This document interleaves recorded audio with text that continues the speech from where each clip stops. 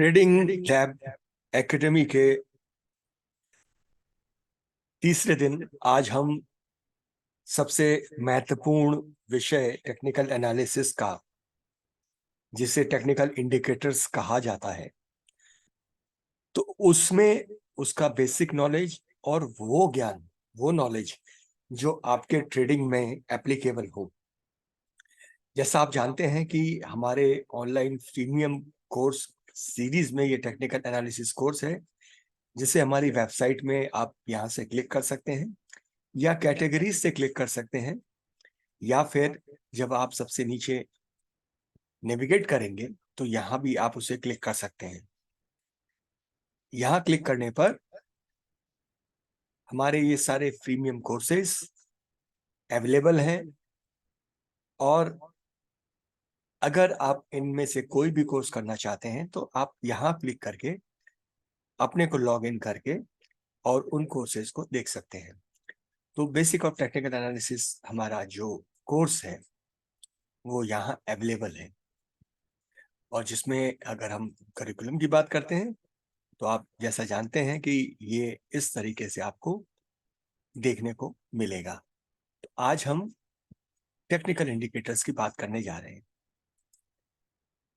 ध्यान रहे कि आपने पूर्व में जो भी इसके बारे में नॉलेज लिया है उसे आप दरकिनार कर इसे बिल्कुल नए सिरे से, और इसकी बहुत जो मूल आवश्यकताएं हैं या इसका जो टेक अवे है उसी पर आप ध्यान देंगे। टेक्निकल इंडिकेटर्स आखिर होता क्या है? टेक्निकल इंडिकेटर्स ये वो टूल होते हैं जिससे हम हिस्टोरिकल प्राइस डाटा से ट्रेडिंग सिग्नल को जनरेट करते हैं। सिग्नल का अर्थ होता है कि हमारे रूल सेट के हिसाब से एक सिचुएशन हमको दिखे कि हाँ, ये सिचुएशन हमारे आकलन से मार्केट के इस डायरेक्शन के लिए हमें डिसीजन लेने में सहायता करती है, तो वो सिग्नल्स कहलाते हैं। हाँ, इन सिग्नल्स को आप प्रोग्राम करके एल्गो ट्रेडिंग में भी जा सकते हैं। तो ये जो मार्केट के पास डाटा, हिस्टोरिकल डाटा में जो अंदर मार्केट की प्राइस एक्टिविटी है, उसका एक आउटकम होता है जो हमारे तक इन इंडिकेटर्स के थ्रू आता है। ये मार्केट के ट्रेंड्स, मोमेंटम, वोलेटिलिटी और मार्केट के पोटेंशियल रिवर्सल्स इत्यादि को दिखाते हैं। यहाँ मुख्य तौर से दो तरीके के इंडिकेटर होते हैं। लैगिंग यानी जो ट्रेंड को फॉलो करते हैं, जो पिछले डाटा से एक कन्विक्शन देते हैं कि ये डाटा अभी हमको ये दिखा रहा है, लेकिन वो फ्यूचर फोरकास्ट नहीं कर पाते हैं। तो यहाँ लैगिंग इंडिकेटर्स को हम ट्रेंड फॉलोइंग इंडिकेटर कहते हैं, और ये पास डाटा से ही हमें सिग्नल दिखाते हैं। ये पिछले ट्रेंड को कंफर्म करते हैं और फ्यूचर प्राइस को प्रेडिक्ट करने में हमारी सहायता नहीं करते हैं। इंडिकेटर्स ये जो है एंट्री एग्जिट पॉइंट्स हमारे लिए दिखाते हैं, लेकिन उस जगह पर जहां ट्रेंड हमारा एस्टैब्लिश हो चुका है। हम कुछ इंडिकेटर्स के नाम देखते हैं, फिर इन्हें हम आगे आने वाले सेक्शन में थोड़ा और गंभीरता पूर्वक देखेंगे। Moving averages. Moving averages price की कोई भी वैल्यू, जैसे हम जानते हैं कि प्राइस की जो वैल्यूज होती हैं, हमने चार तरीके के प्राइस के डाटा देखे थे, और उनको भी हम और आपस में रिलेट करके कई डाटा बना सकते हैं। Open, close, high and low, इसको हम OHLC के रूप में ज्यादा देखते हैं। तो ये अगर हम इस वक्त पर हैं तो ये एक नंबर ऑफ इवेंट्स यानी नंबर ऑफ जो टाइम के फ्रेगमेंट्स हैं, सेगमेंट्स हैं, उसमें से अगर हमने 14 डाटा लिया है तो इस पॉइंट से पीछे के 14 पॉइंट में जो भी वैल्यूज होंगी उनका सम करके उसका एवरेज हमको दे देता है। तो जब भी प्राइस आगे बढ़ता है तो पिछले, अगर ये 14 नंबर है तो 13 जो पास डाटा है उनके साथ में अपने को एवरेज करते हुए आगे बढ़ता है। मूविंग एवरेजेस के कई प्रकार हैं। हमने जैसा देखा कि ट्रेंड भी हम मूविंग एवरेज से देख सकते हैं। तो हम मुख्य तौर से सामान्य तौर पे सिंपल मूविंग एवरेज और एक्सपोनेंशियल मूविंग एवरेज देखते हैं। इसके बारे में जानकारी जो अतिरिक्त है वो हमारे एडवांस टेक्निकल इंडिकेटर कोर्स में अवेलेबल है। हमें इंपॉर्टेंट है कि इसे कैसे यूज करना, उसको समझना, जो हम आगे आने वाले सेक्शंस में देखेंगे। तो ये एक तरीके का लैगिंग इंडिकेटर है, यानी पास्ट डाटा को फेच करके आ रहा है। अब जिस तरीके से आप यहाँ देख पा रहे हैं कि जो ब्लू है वो 10 मूविंग एवरेज है और उसके नीचे 20, यानी किसी भी पॉइंट पर अगर इस पॉइंट पर हमें है तो 10 मूविंग एवरेज में इस कैंडल से लेके पिछली 10 कैंडल, और यहाँ से इस 20 है तो इस कैंडल से पिछली 20 कैंडल के कोई भी प्राइस वैल्यू चाहे क्लोज है उनका सम करके उसका एवरेज करके हमें दिखाता है। तो ये एक तरीके से हिस्टोरिकल डाटा को इस तरीके से रिलेट करता है। अगला इंडिकेटर जो है वो बोलिंजर बैंड है। बोलिंजर बैंड भी एक मूविंग एवरेज जो 20 SMA होता है उससे प्लॉट होता है, और उसके दोनों ओर दो तरीके की लेयर्स होती हैं, बाउंड्रीज होती हैं, जिसे हम अपर बाउंड्री कहते हैं, लोअर बाउंड्री कहते हैं। और ये कैसे प्लॉट होती हैं? ये 20 SMA में जब हम 2 सिग्मा का मतलब स्टैंडर्ड डेविएशन वोलेटिलिटी को मेजर करने का एक तरीका होता है, और वैसे ही इस वैल्यू से जब हम 2 सिग्मा घटा देते हैं तो हमें नीचे की बाउंड्री मालूम पड़ती है। जब वोलेटिलिटी ज्यादा होती है तो ये एवरेज से दूर चले जाता है, और वोलेटिलिटी कम होती है तो एवरेज के करीब आ जाता है। तो बोलिंजर बैंड स्ट्रेटेजीज में हम इसी एक्सपांशन और कंप्रेशन का या स्क्वीज का फायदा लेते हैं। तो जब भी प्राइस ऊपर की बाउंड्री में होता है और बोलिंजर बैंड लगातार एवरेज से दूर गया है तो हम इसे ओवरबॉट का मतलब होता है, हम इसे थोड़ा और समझ लें कि प्राइस को हम जब सपोर्ट से लगातार बाई करते हुए आते हैं तो लगातार बाई करने से प्राइस लगातार बढ़ता रहता है, लेकिन एक जगह आके प्राइस उस सैचुरेशन पाया जाता है जहां उसका वैल्यूएशन ओवर वैल्यू हो जाता है, या वो रेजिस्टेंस उसको जो रिप्रेजेंट करता है वैल्यूएशन को वहां तक पहुंच जाता है। तो यहाँ ये ओवरबॉट हो जाता है कि इससे आगे और खरीदने की क्षमता अब बायर्स की नहीं होती है।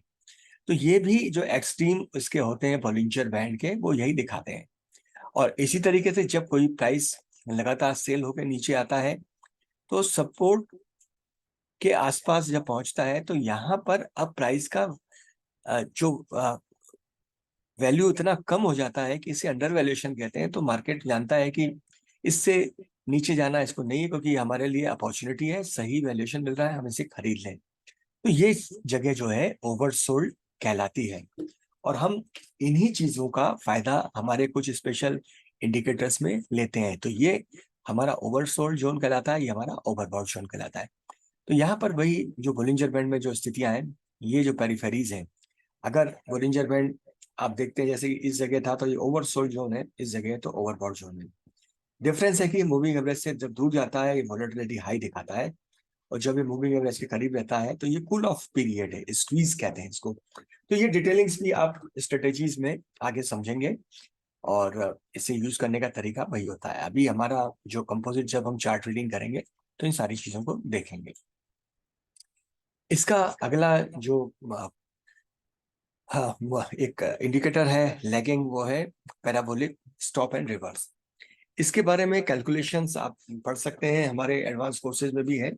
लेकिन इसमें मोटा मोटा ऐसा है कि जब प्राइस से ये नीचे होता है, या प्राइस जब भी 20R के ऊपर होता है, तो हम उसे एक तरीके का अप ट्रेंड मानते हैं। अप ट्रेंड का अर्थ क्या हुआ कि ये एक तरीके का जो 20R है ये एरिया सपोर्ट का काम करता है। तो कुछ लोग स्टॉप लॉस यहाँ यूज करते हैं, लेकिन आजकल एल्गोरिथम्स में ये कैलकुलेशंस होती है तो ये हिट भी हो सकते हैं, इसलिए वो एक अलग कला है कि स्टॉप लॉस आप इसके अलावा भी कैसे चुने। और वैसे ही जब प्राइस रिवर्सल होता है तो आप देखते हैं कि 20R जो है अपने डायरेक्शन ऊपर ले जाता है प्राइस से। तो ये जब यहाँ होता है तो ये रेजिस्टेंस का काम करता है, तो ये सेलिंग के लिए एक तरीके का स्टॉप लॉस हो जाता है। यानी जब प्राइस 20R के ऊपर है तो हम अप ट्रेंड में है, तो 20R हमारे लिए सपोर्ट का काम करेगा। स्टॉप लॉस हम इसके आसपास या नीचे ढूंढ सकते हैं। और जब भी 20R प्राइस से ऊपर है तो ये हमारा प्राइस डाउन ट्रेंड में है, और ये हमारे लिए जब हम शॉर्ट करते हैं, सेल करते हैं, तो भी ये रेजिस्टेंस एरिया या इसके ऊपर का प्राइस हमारे लिए स्टॉप लॉस का काम करता है। तो ये 20R है, और इसे भी लोग काफी यूज करते हैं। सुपर ट्रेंड स्ट्रेटेजी इत्यादि जो आजकल आप काफी यूट्यूब वगैरह पे देखते होंगे, वहां ये सारी चीजें आपको देखने को मिल जाती हैं। अगला जो इंडिकेटर है वो है MACD। MACD के बारे में मैं इतना कहूंगा कि ये दो तरीके के मूविंग एवरेज के द्वारा बनता है और इसमें जो सिग्नल्स होते हैं वो कई तरीके के पैरामीटर से हमें मिलते हैं। ये ट्रेंड फॉलोइंग इंडिकेटर है और जैसा इसमें नाम है इसका कन्वर्जेंस डाइवर्जेंस है। तो हमारे जब भी दो एवरेजेस, जैसे हमारे अगर ये हमारा 10 डे मूविंग एवरेज है और ये हमारा 20 डे मूविंग एवरेज है, तो आप जानते हैं कि जब छोटा मूविंग एवरेज जैसे 10 का 20 से ऊपर होता है तो हम उसे एक गोल्डन क्रॉसओवर कहते हैं, यानी हमारा प्राइस स्ट्रेंथ में ऊपर जा रहा है। तो ये एक अच्छे ट्रेंड की बाइंग के लिए अपॉर्चुनिटी देता है क्रॉसओवर पे। और आप यहाँ देख रहे हैं कि इनके डिफरेंसेस बढ़ते जा रहे हैं। तो इसी तरीके के कैलकुलेशन को MACD अपने अंदर प्लॉट करता है और उसमें सर्टेन फॉर्मुलेशन से वो एक हिस्टोग्राम भी बनाता है जिससे हम अपने ट्रेडिंग डिसीजंस को और सिग्नल्स को लेते हैं।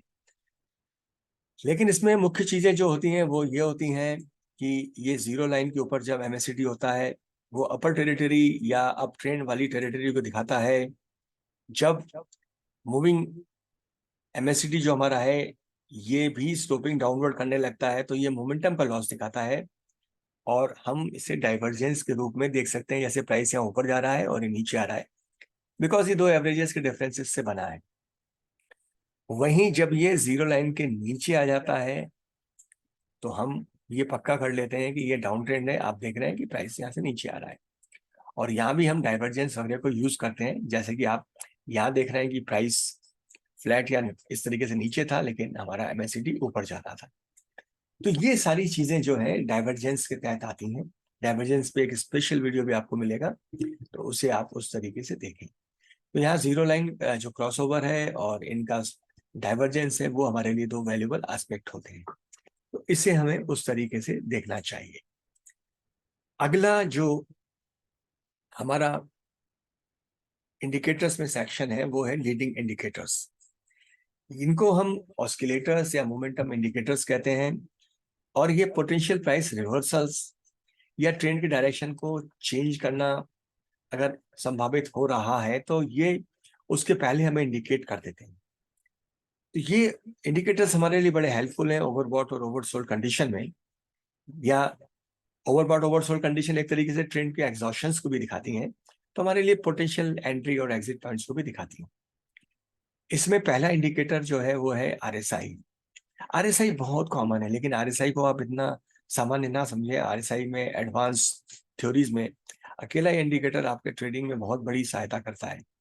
हम आगे RSI एडवांस पर एक जरूर कोर्स लॉन्च करेंगे और वो स्पेशलाइज कोर्स में आप काफी कुछ डिसीजन सिर्फ RSI से ले सकते हैं। अब RSI में बेसिकली जो प्राइस के एडवांसेज है डिक्लाइन है उनके एक रेशो को किसी विशेष फॉर्मुलेशन में रख करके हम उस प्राइस के एडवांसमेंट और जो डिक्लाइन है उसके तहत हम एक डिसीजन पे जाते हैं कि रिलेटिव स्ट्रेंथ किस तरीके की प्राइस की आपस में है। इसमें दो चीजें होती हैं कि आप एक सिद्धांत हमेशा ध्यान रखिए कि जिस तरीके से हम ट्रेंड जानते हैं कि हमारे हायर लोज ऊपर जा रहे हैं, वैसे ही RSI में भी ये लोज हमारे जो है हाई लोज ये ऊपर जा रहे हैं, तो हम ट्रेंड के साथ में कन्वर्जेंस में हैं, राइट। तो यहाँ हमें कोई खतरा नहीं है। लेकिन जिस तरीके से प्राइस यहाँ बहुत ऊपर गया और यहाँ हमारा RSI जो है वो फ्लैट हो गया, ये डाइवर्जेंस हमको इंडिकेट करता है कि यहाँ कुछ होने वाला है। साथ ही RSI ने एक बेंचमार्क 70 क्रॉस किया है, तो ये दिखाता है कि प्राइस ओवर बॉट टेरिटरी में पहुंच गया है। कुछ लोग 80 तक को मानते हैं। तो यहाँ पर हो सकता है कि प्राइस कुछ समय 70 के आसपास 60 के आसपास जाके फिर ऊपर आए, जिसे हम पुल बैक बाइंग कह सकते हैं। लेकिन ये स्ट्रेटेजिक मूव होते हैं। लेकिन यहाँ मोटा मोटा आपको ये समझना है कि डाइवर्जेंस RSI का हम किस तरीके से ऑब्जर्व करते हैं और साथ ही मोमेंटम का एग्जॉशन या ट्रेंड का एग्जॉशन हमें यहाँ पे दिखता है। यहाँ से प्राइस नीचे आकर के भी पुल बैक बाइंग करके ऊपर जा सकता है, जो RSI में रिफ्लेक्ट हो सकता है कि कुछ समय यहाँ रह करके फिर ऊपर जाने लगे। तो हमें इसकी चिंता नहीं करनी, लेकिन हम प्राइस प्रोजेक्शन करना सीखेंगे तो हमें टेरिटरी मालूम पड़ेगी कि प्राइस को एक रिट्रेसमेंट करना पड़ेगा, एक करेक्शन करना पड़ेगा, तभी वो ऊपर जाएगा। क्योंकि वैल्यूएशन तो वैल्यूएशन है, कोई भी चीज लगातार नहीं बढ़ सकती।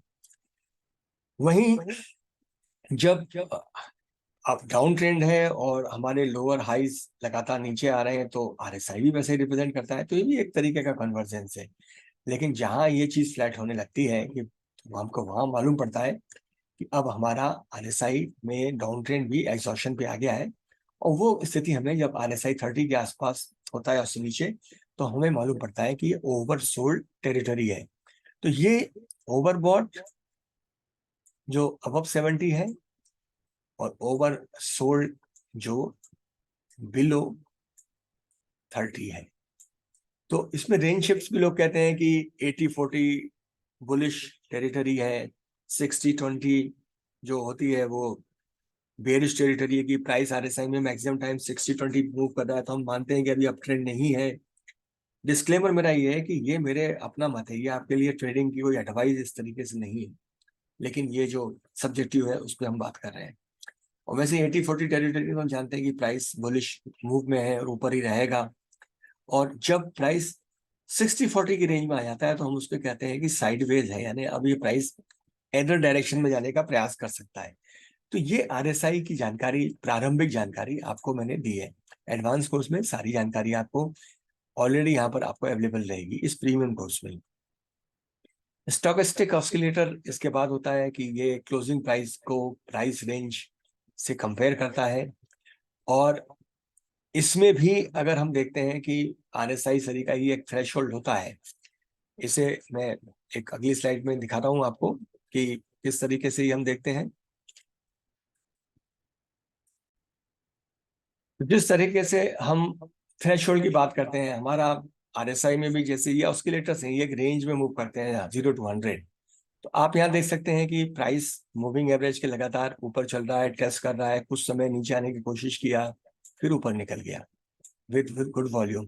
ये सारी चीजें आपको देखना सीखना पड़ेगी और लगातार प्राइस जो है वो मूव करके आगे जा रहा है। तो अब यहाँ पर जब भी प्राइस एक बेंचमार्क के ऊपर आता है तो हम ये जानते हैं कि ये स्ट्रॉन्ग मोमेंटम में है और ये ओवर बॉट टेरिटरी में प्राइस जा रहा है, तो आगे आगे प्राइस करेक्ट होगा भी। जैसे इस जगह उसने वो रिफ्लेक्ट किया, यहाँ जब ये 75-80 के आसपास था तो हम ओवरबॉट कैटेगरी जानते हैं, उसके बाद प्राइस ने अपने को करेक्ट किया, तो ये करेक्शन मोड रहा। उसके बाद फिर प्राइस ऊपर रहा यहाँ पर, फिर प्राइस ने अपने आप को करेक्ट किया, जो ये जोन है हमारा, इस जगह पर रहा, फिर करेक्ट किया। तो ये सारी चीजें हमको इससे जानकारी प्राप्त होती है कि प्राइस इस जगह आकर के अगर ओवरबॉट होता है तो एक करेक्शन करता है, रिट्रेसमेंट करता है, फिर वहां से पुल बैक करके ऊपर जाता है। ट्रेंड हमारा इंटेक्ट इसलिए है कि मूविंग एवरेज को इसने वायलेट रेगुलरली नहीं किया है, और ना ही इसके जो लोज हैं specially in the higher move वो कभी अभी इस तरीके का नेगेटिव इंडिकेशन हमको किए हैं। तो ये थी स्टोकेस्टिक ऑस्किलेटर को हम किस तरीके से ट्रेंड में जो लीडिंग इंडिकेटर के साथ में as a leading indicator use करते हैं। तो आइए इसके बाद हम अगला इंडिकेटर देखते हैं जो कि है एडीएक्स। ये मेरा फेवरेट इंडिकेटर है। इसकी कैलकुलेशन थोड़ी कठिन है लेकिन मैं आपको सिर्फ ये बताना चाहूंगा, एडीएक्स जब भी 25-30 से ऊपर बढ़ रहा होता है और उसका जो डायरेक्शन होता है अगर वो अपवर्ड होता है तो ये स्ट्रॉन्ग ट्रेंड को दिखाता है, चाहे वो अप ट्रेंड हो चाहे वो डाउन ट्रेंड हो। और इसमें डायरेक्शनल मूवमेंट डीएमआईज जो हमारे होते हैं पॉजिटिव नेगेटिव, तो पॉजिटिव जब है हमारा फुल ट्रेंड है तो हमेशा ये डीएमआई नेगेटिव से ऊपर होगा। और जब भी हमारी ट्रेंड स्ट्रेंथ है तो हमारा एडीएक्स तो ऊपर बढ़ रहा है और साथ में इन दोनों के बीच के डिफरेंस को भी हम बढ़ता देख सकते हैं। और जब बुलिश की जगह बेरिश मूव होगा तो डीएमआई नेगेटिव ऊपर होगा, डीएमआई पॉजिटिव नीचे होगा। आइए इसे देखते हैं इस चार्ट पर। जैसा आप सिर्फ इस इंडिकेटर से देख पा रहे हैं कि यहाँ एडीएक्स ने एक मूव करना शुरू किया ऊपर, तो जहां तक ये था यहाँ ट्रेंड हमारा इंटैक्ट था, मजबूत। और यहाँ हमारा जो पॉजिटिव डीएमआईज हैं और नेगेटिव डीएमआईज, पॉजिटिव डीएमआई ऊपर है और लगातार बढ़ रहा है, तो ये दिखाता है कि हमारा ये ट्रेंड इंटैक्ट है। तो ये एक बड़ा महत्वपूर्ण इंडिकेटर है।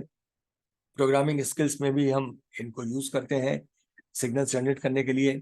और जिस तरीके से हम रेंज बाउंड देख रहे हैं तो आप देख सकते हैं कि यहाँ पर ये डीएमआई जो है ये गुत्थम गुत्था है। जब भी मूविंग एवरेजेस या इस तरीके के इंडिकेटर गुत्थम गुत्था होते हैं तो that is indication of range bound, यानी ना बुल हावी है ना बियर हावी है। लेकिन जब बुल या बियर हावी होते हैं तो अपने तरीके से मार्केट में अपने इंडिकेटर्स को स्ट्रॉन्ग दिखाते हैं। जैसे यहाँ पर पॉजिटिव डीएमआई लगातार ऊपर रहा और एडीएक्स चढ़ता रहा, जहाँ एडीएक्स फ्लैट होना शुरू हुआ वहां हम कह सकते हैं कि हमारा मोमेंटम अब लॉस होना शुरू हो गया है। तो ये एडीएक्स के बारे में जानकारी थी। इन्हें जब हम ग्रिड्स पे लगाएंगे, चार्टिंग सॉफ्टवेयर पे लगाएंगे तो आपको बड़ी आसानी होगी समझने में। और श्मोक क्लाउड जो है ये अपने आप में एक कंप्लीट ट्रेडिंग सेटअप है जो लीडिंग लेगिंग सारे इंडिकेटर्स को समाहित करता है और प्राइस प्रोजेक्शन में ये एक बड़ा तगड़ा टूल है। लेकिन इसे बड़ी फ्रेम्स में इसके रिजल्ट्स बहुत अच्छे आपको मिल सकते हैं, और हम स्मॉल फ्रेम में आएंगे तो हमको फॉल्स सिग्नल भी आ सकते हैं, क्योंकि इंट्राडे एक्टिविटीज वगैरह में गैप अप गैप डाउन इस तरीके की एक्टिविटीज होती हैं। कभी जब बड़े बायर्स आते हैं तो उस ड्यूरेशन में ट्रेडिंग हाई हो जाती है तो काफी बड़ी कैंडल्स बनती हैं। तो ये सारी चीजें होती हैं कि जो हमें इंडिकेटर्स किस फ्रेम पे किस समय अवधि के लिए यूज कर रहे हैं ये अनुभव को लेना चाहिए। और एडवांस कोर्सेज हमारे जो हैं उसमें हम लाइव मार्केट में जो आपको ट्रेन करते हैं तो इसी तरीके की चीजों का आपको एक अंडरस्टैंडिंग मिलता है कि हमें किस तरीके से चीजों को यूज करना है।